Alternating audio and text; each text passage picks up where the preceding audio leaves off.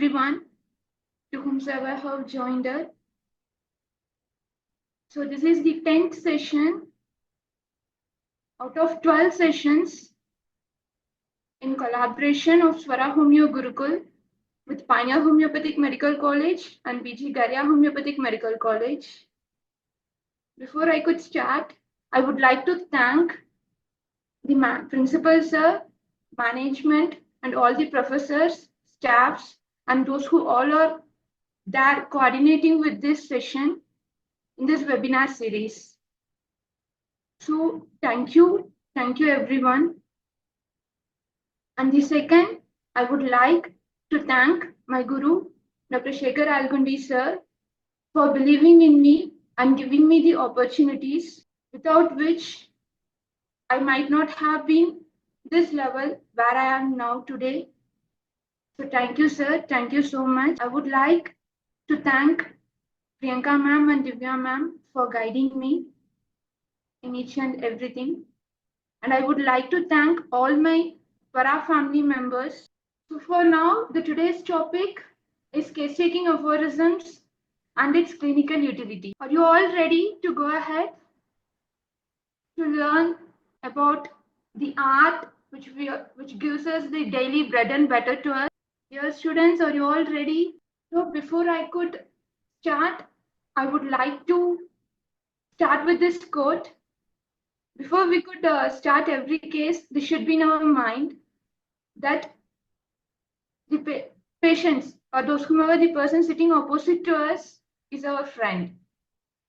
So, dear friend, I'm here to listen to you. I'm here to accept whatever you want to convey as it is.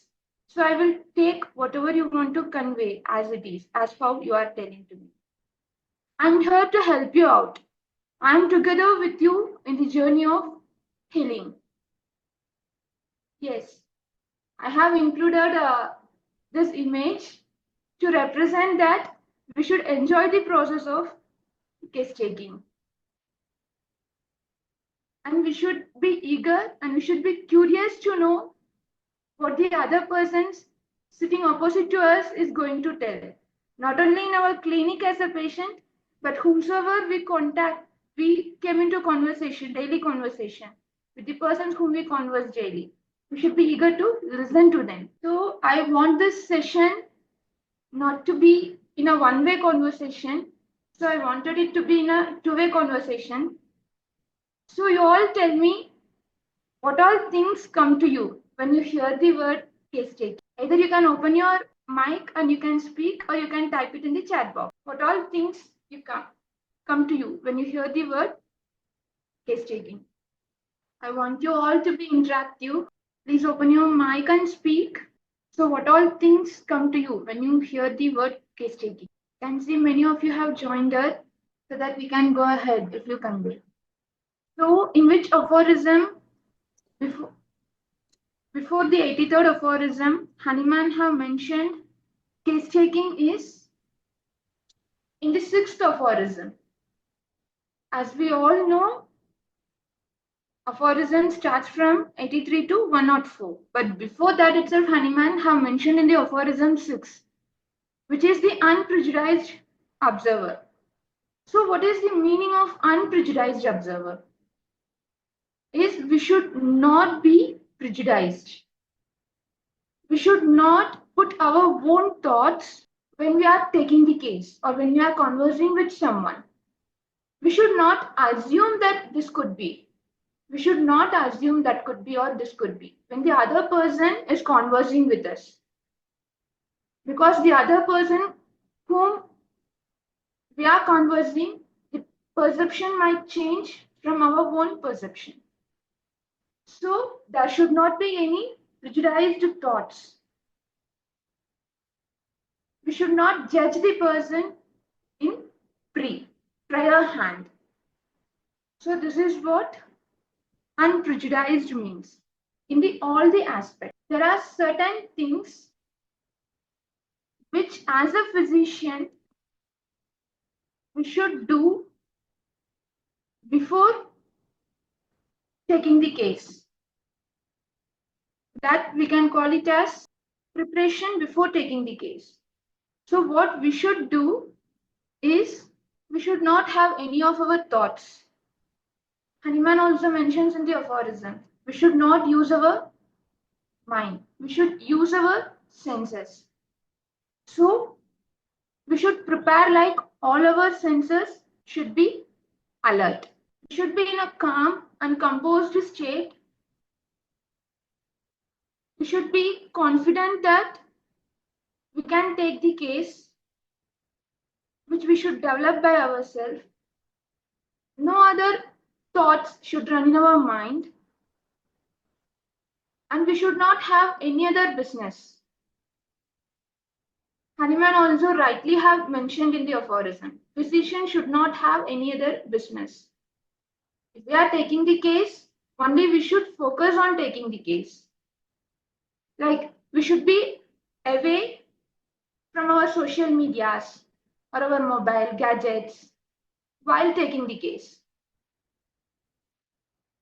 And our surrounding while taking the case should be in a calm state without any disturbance. And our thought should not run like what other work we have to do after this case, what in home they will be doing, what in this work we have to do, what today we have to do, what food should I cook today. So nothing of this kind should be there when we are taking the case. Let us be calm, composed, and let us be there for the patient when they have came to our doorstep. Let us listen to them, whatever they are conveying to us. Let us give the patient the confidence that I am there for you. So this gives the aura to the patient that he can convey everything to us. And this also gives the confidence that the doctor is ready to listen to me and the doctor is ready to help me out. And the second thing, from the patient side, what we should convey to them is like about the homeopathic way of case taking. Because some patients might be used to their allopathic mode of treatment where they ask only the symptoms. And within 2-3 minutes, they will give the remedy. But here we should make the patient understand that here we need to understand you as a whole. So it requires a particular time. Be yourself and convey everything to us, whatever you want. Before we could start the session, while the patient gets the appointment from us, we should convey to them regarding the homeopathic case taking. Like our mental generals are more important and physical generals too is important. So be free to converse with us. So we should give that confidence to the patient. Then we have to give them the appointment. And we should also advise the patient that there should not be any hurry or there should not be any other work. Keep those works either before the session or after the session. So during that session, you should not have any other works. So we should advise them like that, and then we should give the appointment. So this will make sure that we as a homeopath and the patient are free for that session and we are free to converse each other. So the case taking aphorism starts at 83. Here the Hahnemann mentions the first word like individualizing examination of a case of a disease. So individualization. So each case differs, each individual differs. So examination of the each individual also differs. They differ from their own disease. They differ from their own symptoms. They differ from their own perceptions. They might have faced different situations. Not everybody faces the similar situations in life. Each one's situation, each one's way of growing up is different. So each case is individualized. So each case has to be handled differently and individually. Not every case are the same. Here, Hahnemann says, like, he is just going to give us the general direction. General direction in this sense, as a catalyst, as a guide. He is going to give these instructions in the form of case-taking aphorisms. So we should also know the art, that is this case-taking process, the art doesn't have any definite rule, doesn't have any proper pattern. By the name itself, the art which requires, it is different. Different in the sense, we have to apply this art differently to each individual. There is no particular rule. After this, we have to ask this. After this, we have to ask this. There is no particular hard and fast rule in this. Just be in the flow with the patient, whatever they are going to convey. And whatever they have conveyed, from that, the conversation goes on. Here, the role of the physician in the case-taking process is just as a catalyst. So there is no any hard and fast rule or any strict rule. The case-taking process should be like this. It's an art. It differs to the individual. So what are all the qualities needed from the physician side to start with the art or to do this art? So the qualities needed are, as we saw already, we should be free from prejudice. So the first thing what Hahnemann have mentioned is freedom from prejudice and sound senses. Sound senses in the sense, our senses should be alert. And that too, what all the senses Hahnemann have mentioned in the next aphorism, especially the two senses which have to be more alert, which we have mentioned in the next aphorism that we will see. So the attention in observing. So for observing, the observation starts when the patient calls or when the patient comes to the physician to get the appointment. Like the way how the person is conversing to get the appointment. Is he in a hurry mood to get the appointment, like now itself or today or tomorrow he needs? Is he okay to get after 2 to 3, 4 days? And depending upon the disease condition and the way they converse and what is their focus in that conversation. For example, some patients will tell like, doctor, the disease is, my disease condition and my pain is such worse that if you give me appointment today and if you take the case, I'm okay. So that disease, so that at least little pain will be relieved by tomorrow. So they are in a that much hurry. They need that fast recovery. So these are all the patients who are hurry, fast. So this should be the observation. There are some patients like, doctor, whenever you are okay and whenever you are free, give me the appointment. No issues for me. So these are all the patients, like they give the physician the space and they are ready to accept whatever the physician is giving the date and time.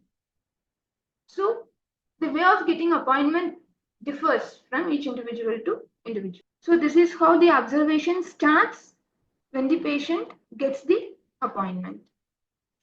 So I'm going to show the next clip where the observation plays a main role and how he have observed. And after that, for observation, we are going to see its small show. That was surprisingly good. Yes. So, dear all, please tell me what all you have observed through the clip. Either open your mic or type it in the chat box. I think most of the conversation have happened in English only. That is, if you understand that, what all you have observed. As I told you priorly, I wanted to two-way conversation, not in single-way conversation, so that we are learning together in this session and I am also learning along with you. So let the conversation be two-way. As we know, the case taking cannot be in one way and the case taking has to be in the two-way conversation. So please let me know what all you have observed in the video clip. We can see in the clip how we have observed in a fraction of seconds. When the image passed, he observed so many things, like for example, the toenails which is not painted, the cup of coffee, 2 cups, where only one person is in the living there, and then the door is locked from inside, not from outside. So there are many things which he observed within a fraction of seconds. The physician, as a physician, our observation too should be quite alert and we should be careful in observing while taking the case. So this was the motive behind to show this clip. Observation as in the sense when the patient sits in the cabin, the way of his sitting, the way of his conversation, the tone which he conveys, which area he speaks about. So all this matters. What he is speaking, what is the focus on his conversation. All this are considered to be in observation. So let us see this how to observe with the example of a case. So it's an example of a 40 years old female with the complaints of diabetes. So I can ask her, tell me whatever you want to convey. So as a physician, our question in the starting should be open-ended. When we converse with someone also, it should be an open-ended question. So the patient asks, first, I want to introduce myself or should I start to tell my problems? I didn't understand. If you tell me in flow, I will tell. So I said her, wherever you want to start, you can start according to. So she started with her name, what is her native, where he studied, and where she have worked. She worked as a professor in a college. Next question to HOD. I was there in a reputed name and fame. If you see my marriage before, so here we can see, like, if you see my marriage life before marriage. So here we can see the patient conversation is not complete and the patient is the shift from one topic to another. And first she started, if you see my marriage, then she started like before my marriage, how her life was. So her parents and the brothers were my world. Not nothing big than that. I have a lot of friends. So from marriage, it has went into friends. So this kind of patients, or they are ready to shift from one topic to the another. So I like to have fun, others smiling, because that's my character. I like to do fun, smile with others, communicate with others. So that is my character. Then again she came to the marriage life and she started looking upward and her facial expression and her voice have changed. And her facial expression was, when she looked up, her expression was like she is going to cry. And the word came, what to tell. She continued again that he is a good person, but he is not good to me.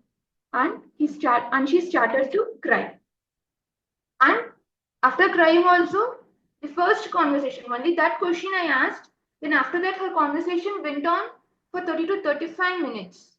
Continuing from this, I didn't ask a single question after that for the next 30 to 35 minutes. So from this observation, what all we have observed here is she's an extrovert person. She can go talk and talk, and she can go from one area to the another.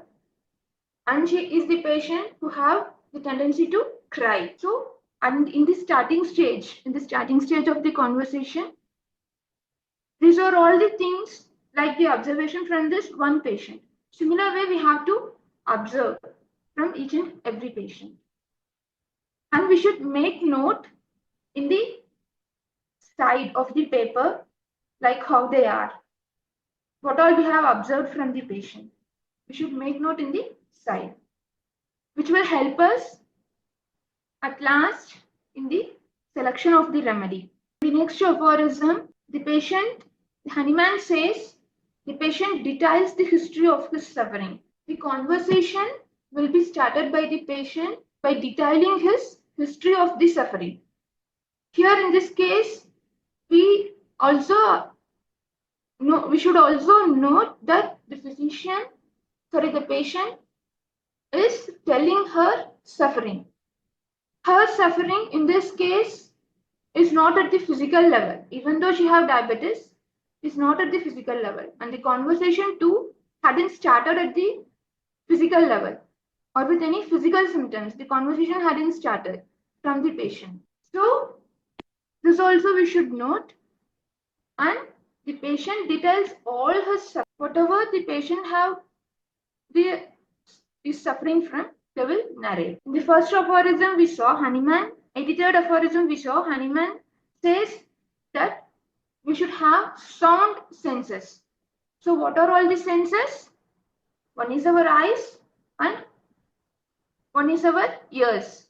Where I have mentioned the physician sees and hears. These are all the two senses which is more important during the, and you should be alert. And if anything unusual comes from the patient's mouth, we should alert. That is, in the language we used to tell uncommon peculiar symptom. We should be alert.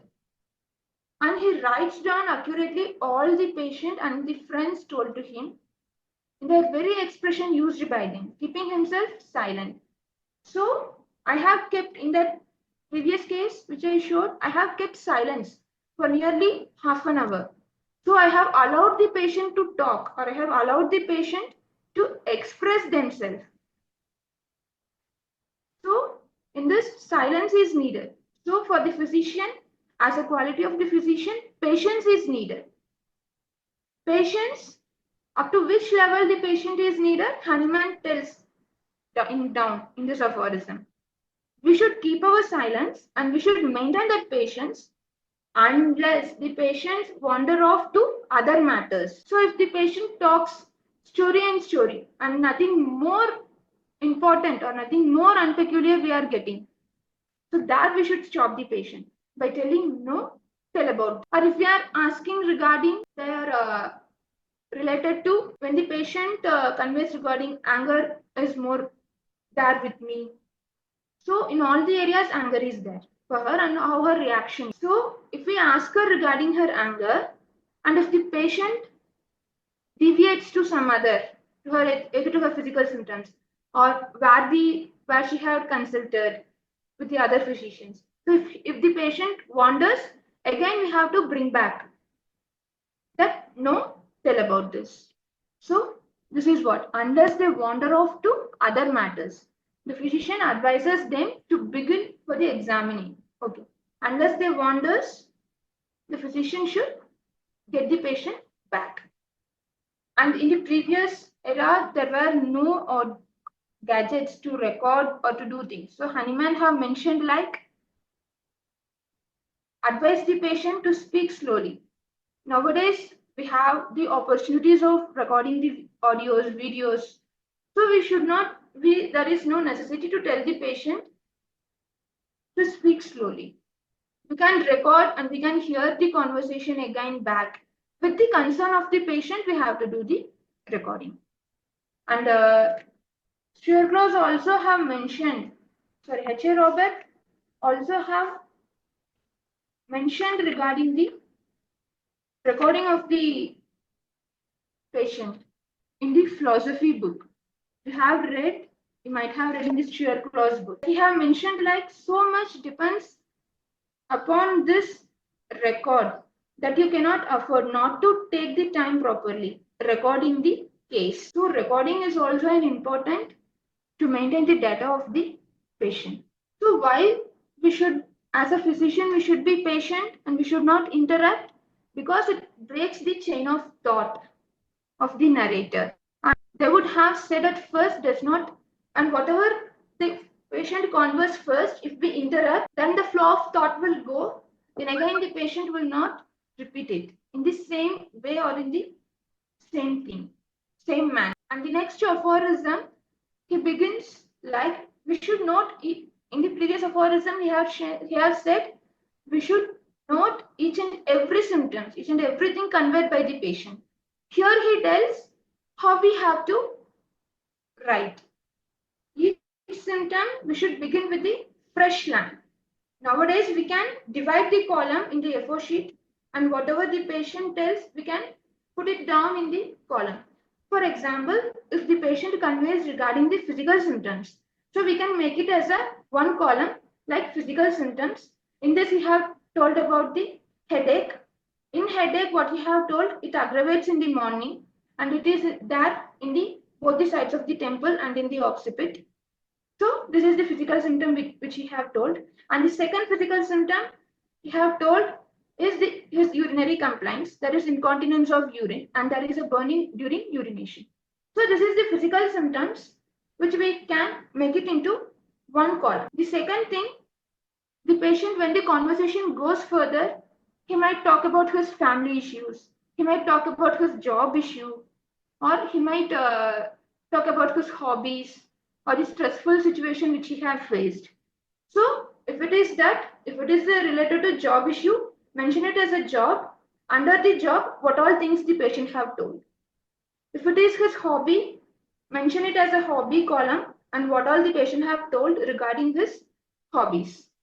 So in a similar way, we have to start with separate thing, so which will be easy, and it will be easy if we divide while we analyze the case, and it will help us to ask regarding the subjects whichever the patient has. So this is why the each circumstances should be mentioned in the fresh line, so that nothing can go vague in a vague manner. So the physician's job starts in the case taking process after when the patient have finished his narration.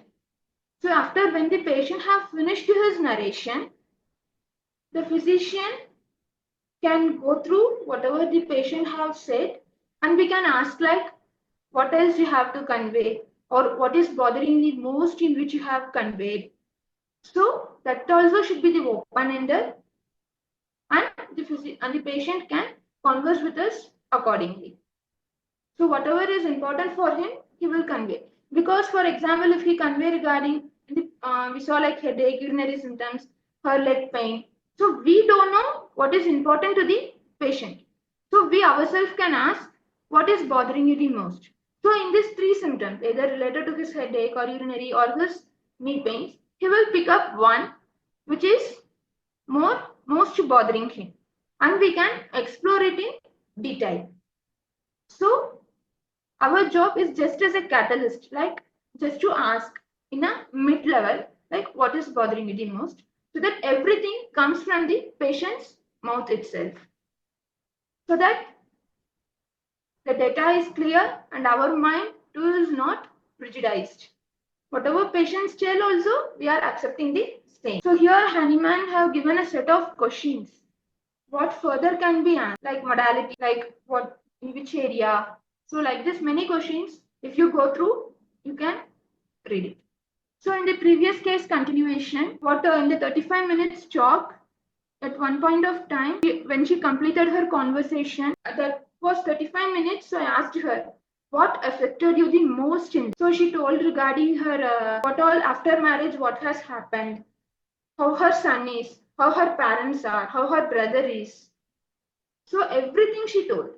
And there is a lot chunk too. So we do at the moment, after her 30 minutes of conversation, we don't know what is important to her because she have told many things.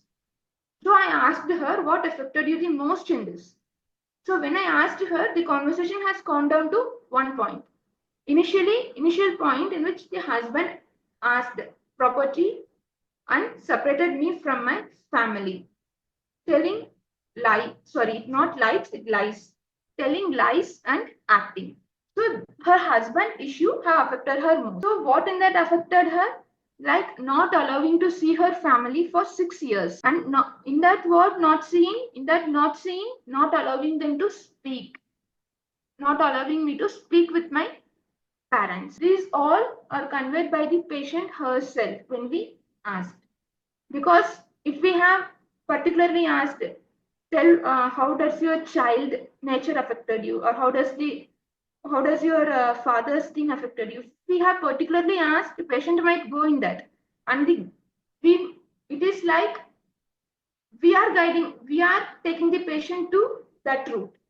So when we ask the common way, it is the patient who takes to us to that, where the patient needs and what the patient needs. So be in the flow with the patient. This is not only in the cases, our day-to-day conversation also, we can observe this. Okay, like how the conversation continues. We can see via this video clip, the same person, when the interviewer is different, how the conversation goes. Observe these two clips. One Chitvilas. So Chitvilas, it's your turn. Hi, I'm Chitvilas. I scored 341 marks in Now everyone knows you. Yeah, okay. So my journey started when I was 9. So from class 9, you start your preparation. Yes. And in class 9, in physics, chemistry, maths, and all the subject, you did for your school or for JE also? I did for JE. Hope the audio is audible. And my school as well. So what are the topic which you have covered in class 9? Any topic for class 11th which you covered in the class 9? Yes. What are those? In maths, I covered PNC, permutation and combinations. PNC you have did in class 9 itself? Yes. Okay, and almost all of the maths topics. So this is the one clip. One Chitvila. And here you saw the next clip with the same person. But can you introduce yourself by telling us something about yourself which we don't know? Hi everyone, I'm Chitvilas. I'm from Hyderabad. And my hobbies are I play table tennis, cricket, football. And I have nothing much expectation from this institute. I just want to enjoy my further life. Okay. So dear friends, what is the difference you observed in these two conversations with the same person and different interviewers? Mention it down in the chat box. Or you can open your mic and you can, here we saw the same person with the two different interviewers. The same thing will happen in our life also, in our day-to-day conversation also, while during our case taking also the same thing happens. Your mic and convey what you have observed, or write it down in the chat box. What you have observed. Hi, Dr. KIRUBASHINI. One Chitvilas. So Chitvilas. Hi, ma'am. Hi, nice to be here. It's so good to see you actually talk and explain. The first one, actually, I think sometimes we get into that, that circle. The person who's asking is so impatient, and he is sort of expecting the answers to his questions. So sort of expecting what you want to get. The other one is more like a free flow, and it spontaneously, whatever the person wants to say, it comes out. But the first one is like you can't, you're putting the person on the spot, and you sort of prejudice, which is what exactly we shouldn't be like that, right? So as a homeopath, so the first case is sort of like that. I mean, the first clip. Yeah. Yes, ma'am, whatever you said is fully true. Very true, ma'am. This happens in our day-to-day conversation also. Yes, the first clip, interviewer is dominating. In the sense, he is not allowing the other person to talk in a flow. In one area also, he stops. No, we know about that. Yes, there is an expectation, and he wants to get what he wants, not allowing the other person to talk about. Very true, ma'am. Very true. And the second interviewer was, the first question what he asked was, tell about yourself. It wasn't like an open question in the general conversation.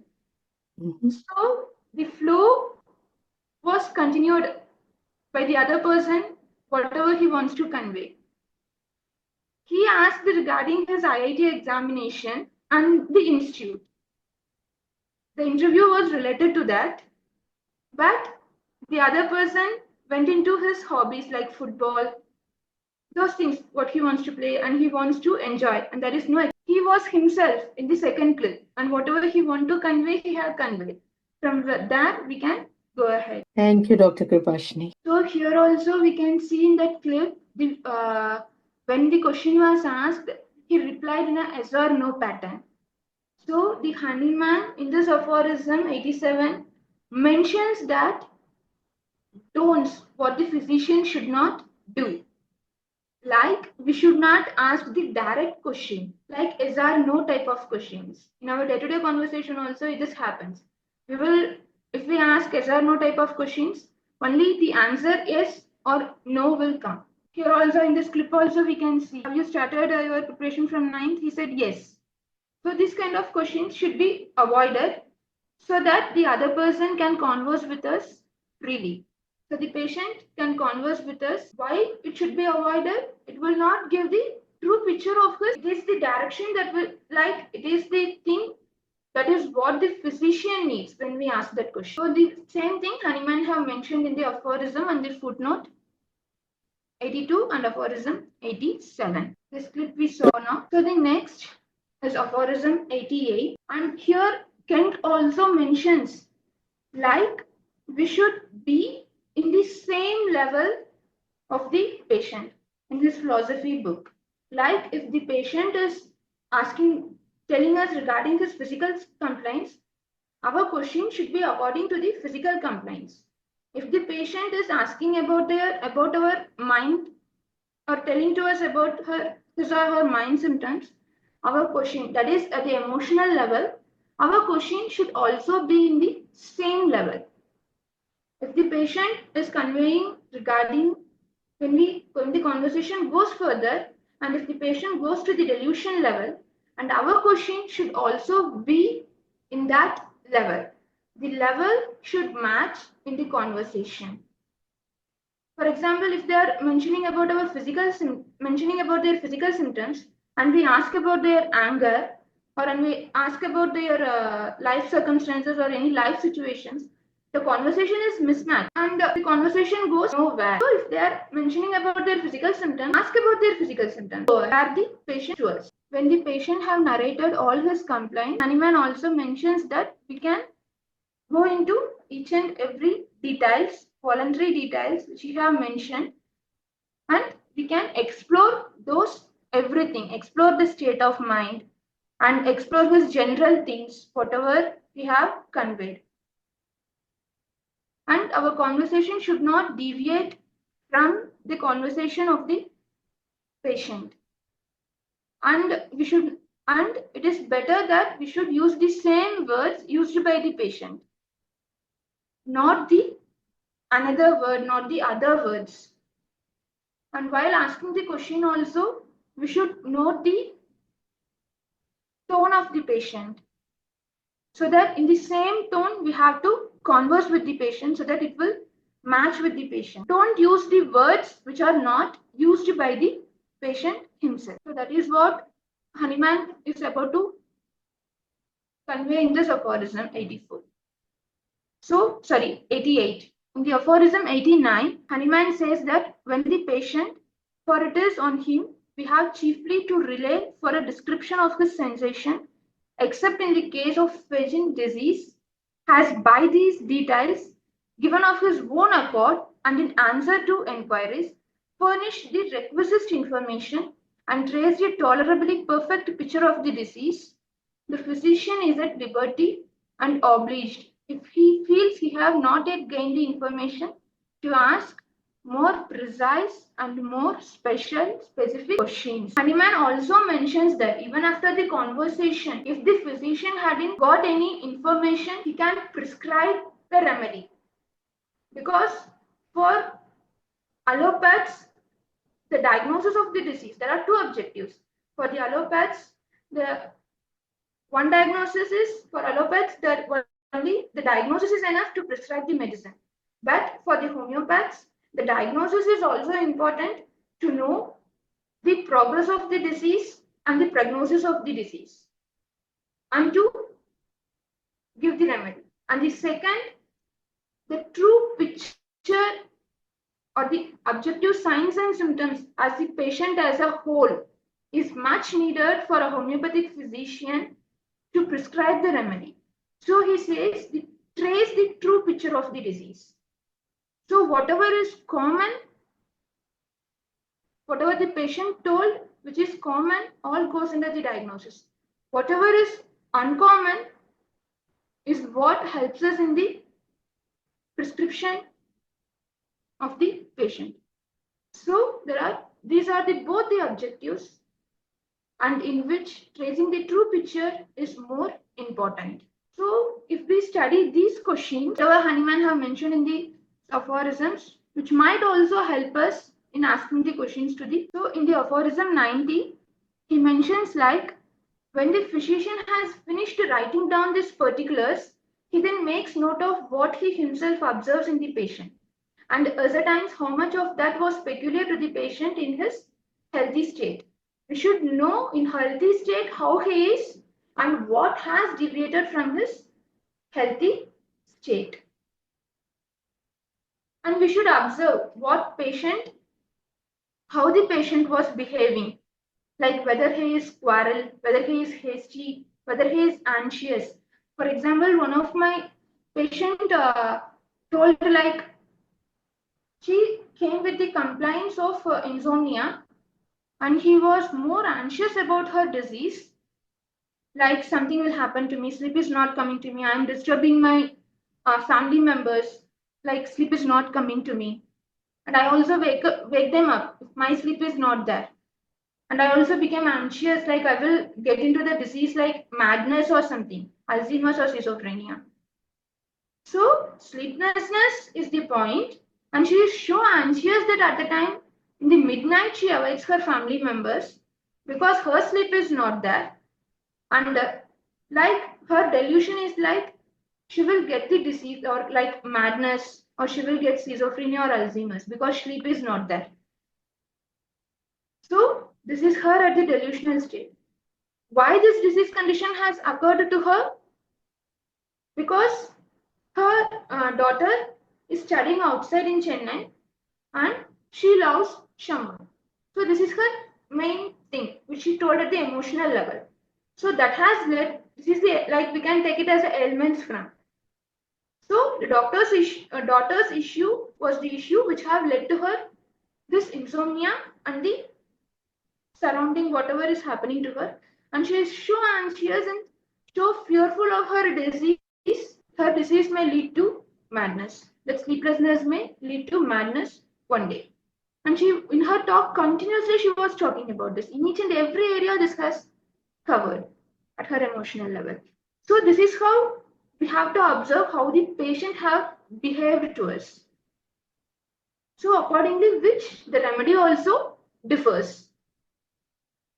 We should know whether they are anxious, whether they quarrel with their family, whether they are in a drowsy state, whether they are in an active state, whether they are in the flow with the conversation, whether they are interested in the conversation, whether they want to deviate us to other topics. So these are all the things which we have to observe. And we have to observe eye-to-eye contact should be there, where the eye contact has been deviated. In the previous case also we saw, like eye contact has deviated when she started crying while telling related to her husband. And the next same thing came when her husband doesn't allow her to see her parents. So that is the observation which is going on in the initial phases of taking the case. So Hahnemann mentions in this aphorism like each and every physical genders to examine, eyes, tongue, so everything, pulse, character of the pulse, position, LSMC, where is the pain, how is it, what we have to observe, and this is what we have to make a note of. Even after that, when we ask specifically, the patient is not able to furnish the pure picture. On the other hand, it might be due to like the patient might have suffered from any other serious disease conditions and might have taken medicines, or after they have been discontinued for several days. So there might not be the true picture of the disease when the other medicines are going on. For example, if they have taken treatment from the other homeopathic doctor 2-3 days back, there might be like, and they have taken the medicine, it might be like either if the remedy is correct, the cure will take place. If the remedy is not correct, the disease condition, the medicine's symptoms might also produce, which will not give the true picture of the disease when we take the case after 2-3 days. So it's like we should elicit, and we should, in the case of chronics, we should give the space and at least minimum of 2 weeks, and we can ask the patient so that the previous medicine's action is over and complete, and those symptoms have been vanished, so that we can get the true picture of the disease. For in between the mean time period, we can give placebo and send the patient, so that after when he comes back, we can get the true picture of the disease and we can start the art of conversation where he can narrate his whole picture. But if there is a need for any acute condition where the patient needs the compliance at that particular time, we have to take both the symptoms produced by the disease and also the medicine. If we have taken priorly 1 or 2 days before, we can get the whole totality and we can prescribe the remedy, which Hahnemann mentions here as the conjoined malady, which might be needed during the acute conditions only, not in the chronic conditions. Because let us leave a gap, let us leave a space between the one remedy to the another, so that we can get the true picture of the disease while we are conversing with the. So aphorism 93 is all about there are some patients who cannot convey few things which is personal to them. Like they might have attempted to suicide, or they might have been into any abuse, which they cannot convey to us freely, or which they cannot convey to us openly. And if they have any venereal disease or infections, so these kind of things they cannot convey to us openly. But it is the art of the physician is like giving the confidence to the patient to speak about her personal issues, and the way of questioning, which might help the patient to open up those things, whichever is necessary to prescribe the remedy. So it is a skill of the physician in framing the questions to make the patient to open up, giving the confidence, giving the space for the patient to speak up about those things which are hurtful to them. So leave that space to the patient, give them the confidence, and they will open up. And those helps in prescribing the remedy. So here in the aphorism 94, Hahnemann mentions regarding the preliminary data, like which we want to collect before we could start the conversation. Hahnemann mentions in this aphorism. For example, the name of the patient, the sex of the patient, either male or female, because there are certain disease conditions and certain things penetrate to the gender, and also their occupation, also their age. For example, in their why we need their age? Because there are certain patients, they might be so primitive in their behavior irrespective of their age. For example, if they are around middle age, like 35, 40, still each and everything have to be done for them. Even small things, even to select the dresses. So that might differ in the remedy. So they will not be able to take their decisions in their life. So these are all the primitive things irrespective of their age group. They depend upon small things. So at the age of 30 to 35, they have to be independent. They can decide by themselves in their life what they want. But still they are dependent. So that is irrespective of their age. And the disease conditions also, there are certain disease conditions which might occur or which might start in that particular age. And if that age condition differs, so that also has to be no consideration. And there are certain patients where they are of 10 to 12 years and they will take the whole responsibility of the family, to run the family, to help out the family, to support the family, irrespective of their age, due to their circumstances and situations. So this is where the age plays a main role, for which we need to know. And it's like occupation also we want to know, there are certain disease conditions which are produced due to the occupation. Like if they work in chemical industry factories, they might produce some skin issues, or due to working in that environment, the disease condition have been produced. So due to which also the patient might suffering from this disease, and it may lead to the maintaining cause of the disease condition, where the patient have to solve that situation and the disease can be cured. So this is why the preliminary data which we collect from the patient is more important, and what way of diet they follow. Either they follow vegetarian diet, vegan diet, non-vegetarian diet. If they eat more non-vegetarian diet, and if they have uric acid or rheumatoid, we have to ask them to stop the non-veg foods. So diet plays an important role in conveying the general management of the case.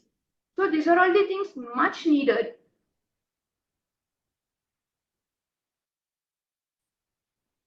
So Hahnemann mentions in this aphorism the importance of collecting the preliminary data. So here you can read out the footnote. Like for female, it is more important to convey, to ask regarding her menstrual discharge, her pregnancy, if any pregnancy history is there, pregnancy history. So it is more important. So the next aphorism is aphorism 95. So is there any doubt until this aphorism?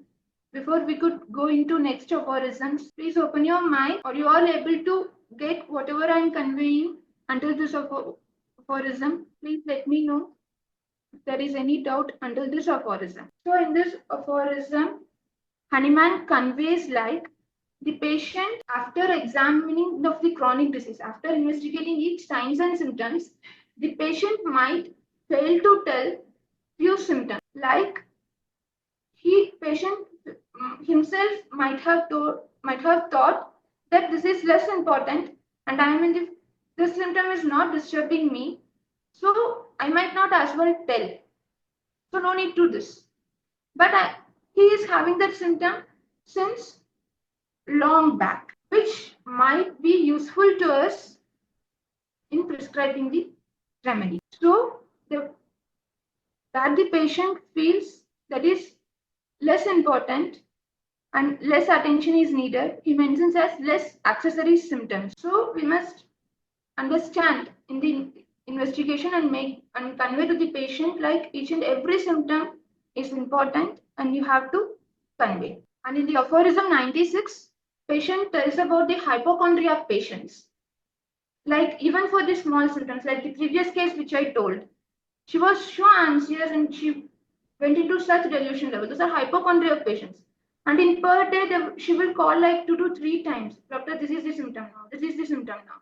So these kind of patients are like hypochondria of patients. But they are more anxious about even the single symptoms.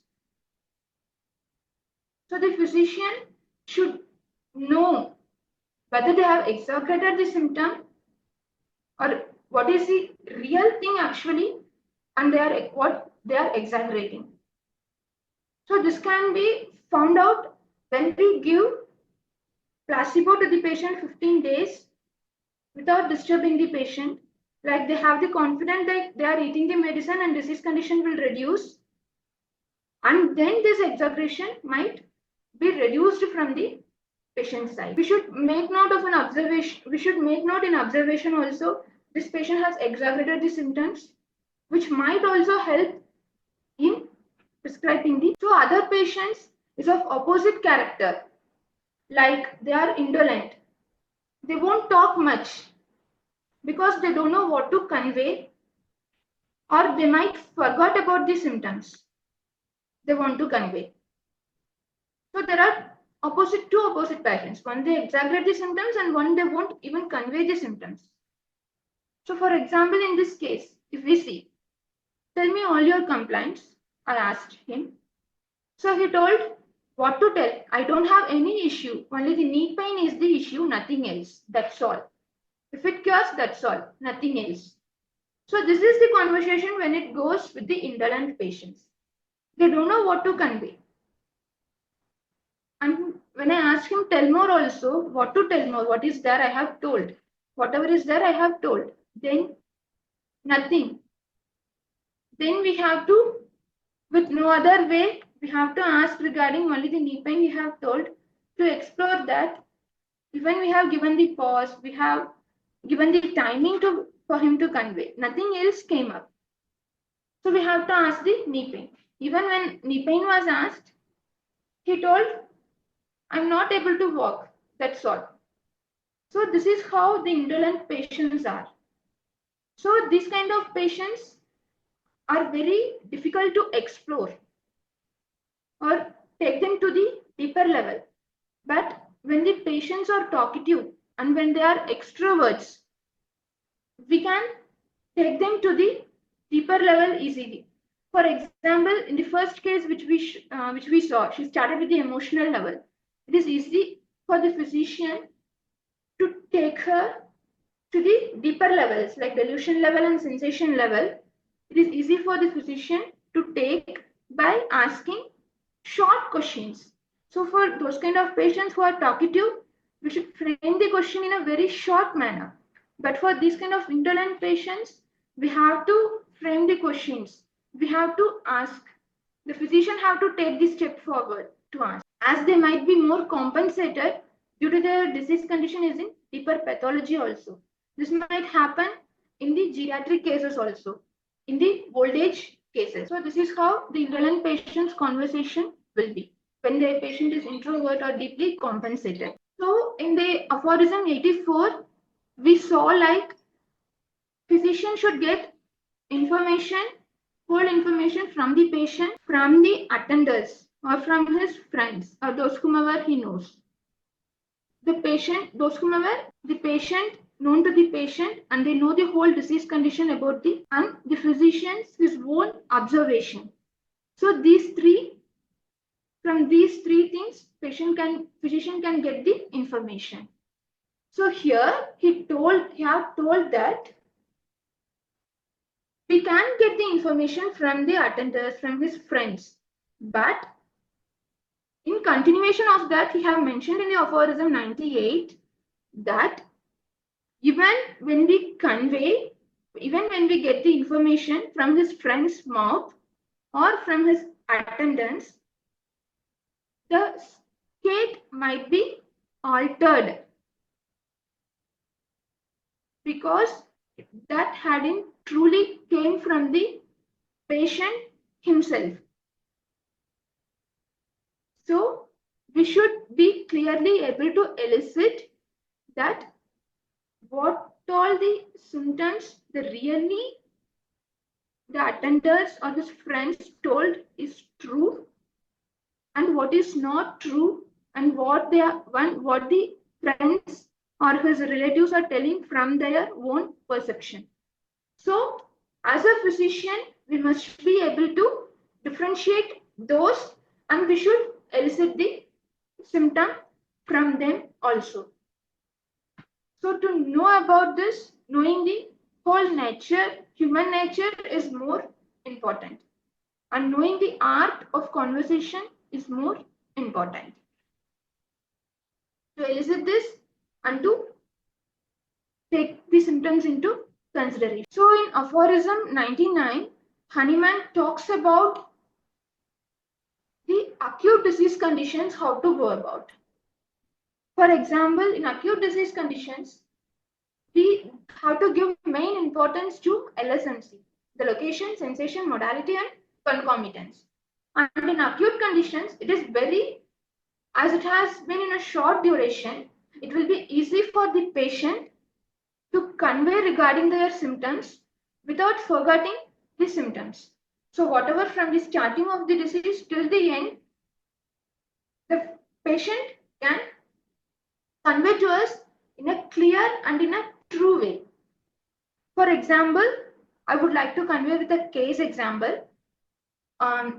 This case came 2 to 3 days back. He came with the complaints like he's having cough, which has been started since 2 days, and he told like cough is more during the night time, when I lie down, and cough is more, and which will lead to after when cough comes continuously. Cough is continuous. When he coughs continuously, it comes out as a vomiting, and expectoration comes out in the vomit. So this is the one main symptom. And sleeplessness is also the another symptoms. So in this case, the picture is true, and this symptom which he told is uncommon and peculiar. Cough leading to vomiting continues in the night. So when we take the root cough, continuous leading to vomiting, cough vomiting in the night. So there is only one single remedy, which is meserium. When we read in the Materia Medica also, we can see the same symptom which is there in the remedy. So in acute, it is pure. We can get the whole picture of the disease. And he also, after the remedy, he also told this has been much reduced cough and no vomiting is there. And the sleep, after many days, it is a proper sleep. So here we can elicit the true picture, and the patient will convey as it is. So if we take as it is, and if we prescribe, then the remedy will work. So in the forthcoming aphorisms 100 to 103 tells like regarding the totality of the symptoms and regarding the epidemic diseases and the sporadic diseases. Like for example, if there is any epidemic happening, the physician might fail in one or two cases because he don't know there is an epidemic condition happening, and there are certain common symptoms that might occur. For example, when the COVID occurred, there are many common symptoms and there are many individual symptoms also which helped us in the prescribing the remedy. So for example, cough, cold, fever, sore throat, these were all the common symptoms when the COVID occurred. But the uncommon symptom differs from each patient to patient. So we should know the totality of the symptoms both at the both level, as in at the epidemic level and from the patient as a whole at this level, which will help us in the prescription of the remedy. I can tell you with the case example, like one of the cases which I saw, which was affected by the COVID, he had the fever, cold, cough as the normal COVID symptom, whatever was there during that, and which uncommon peculiar was regarding the stool. Stool was like solid at the starting and liquid at the end, soft at the after when it passes. So this was the uncommon peculiar symptom. And with this, when we saw the rubric, there were only two remedies, stannum, met, and the lycopodium. And covering all these physical symptoms and the uncommon peculiar symptom, stannum met was prescribed, and that has given him the cure even from the COVID and that particular acute condition. So we should know what to take in the case when the epidemics is also happening. So this is the short which we have mentioned in the aphorism from 100 to 103, and case taking also differs from each patient to patient. There are particular, like case taking also differs in the pediatric cases where the mother's history is more important to treat the child, because whatever the mother have gone through during the pregnancy, whatever the changes that has occurred during the pregnancy have made is the changes which is caused by the child, and it is the nature of the child. So we should elicit those symptoms from the mother. We should take the history from the mother to give the medicine to the child until when the child is ready to convey his own nature nature or who's worn. And then the case differs from the geriatric cases. Case taking differs to geriatric cases where the patient might be of old age and they might find difficulty in conveying even their physical symptoms. So the case taking process differs depending upon this. And the case taking differs from the bedridden patients also, which Hahnemann have mentioned in the footnote of aphorism 6, which I will take now. Case taking in bedridden cases. Here we have mentioned, like in sick bed, allow themselves to suppose that without most carefully attending to the symptoms and being guided by them in the treatment. They ought to seek and could not, because in the bedridden cases it is very difficult to get the symptoms or could discover the hidden unknown interior of the patient. Why? Because he mentions that since he never can see the spiritual being that produces the disease, because in the bedridden cases we cannot see the spiritual being, the vital force that has produced the disease, because the morbid state is such that we cannot give or we cannot assure cure to the patient, and it is very difficult to elicit the symptoms in the sick bedridden patients. So dear friends, case taking differs from each physician to physician, as each physician is a separate individual. And here I have given only the, like what to tell, like the guidelines or like the information, how we can converse with the patient. And we should always know what to see in the case, where to see in the case. What is the reaction of the patient? What and where to see in the case is more important. And each one's perception is different. Each one's way of thinking is different. So this is the clip which shows that. So in this clip, we saw that 3 persons walked and each one's way of doing the work, each one's way of crossing that water was different. So in this process, let us be ourselves and let us enjoy the journey of case taking. Let us enjoy the process with the patient. And let us be in our own flow to understand the individual who is sitting opposite to us. Here I would have given few guidelines or few informations which you can apply during your case taking process. So this application differs from each and it depends upon each individual. So last, I would like to convey regarding Sir's book of Art of Case Taking. This book will change each and every one of us our life, both in our own evaluation journey, self-evaluation journey also, and in the communication with the individual who is sitting opposite to us also, and in the clinic also. And there are many deeper insights where Sir have conveyed in this book, like P formulas, W formulas, grammar in homeopathy. There are which many case examples at the last. So this book as a whole is a must-read book for every homeopath in their lifetime.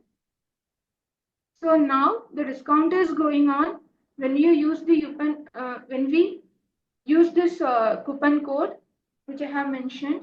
We can buy directly from the website in a one click. So this is the code and this is valid till October 30. So make use of this opportunity and take this gem or in your hand. Be with this gem always in your hand. It's like a golden book to us. It's like a small precious gem to us, which will help us in our day-to-day life. And the upcoming Gurukul workshop is on December 22nd to 28th. Dear friends, Gurukul workshop is a must-attend workshop for each and every homeopaths. Like many speakers for this college webinar, including me, who have experienced and who are at this level, is mainly due to continuously attending the workshop. It's not only about the clinical aspect which we study, where we study regarding tradition, where we will change as an individual as a whole. It will be like a self-evaluation journey. And there are many things which will happen in Gurukul, which I will not be able to convey due to time restraint also, and the words are less to express once you experience the journey. There are many things related to which is already in our YouTube channel, Swara Homeo Gurukul and Clinic. Please go through that and you can experience the journey once you attend the Gurukul.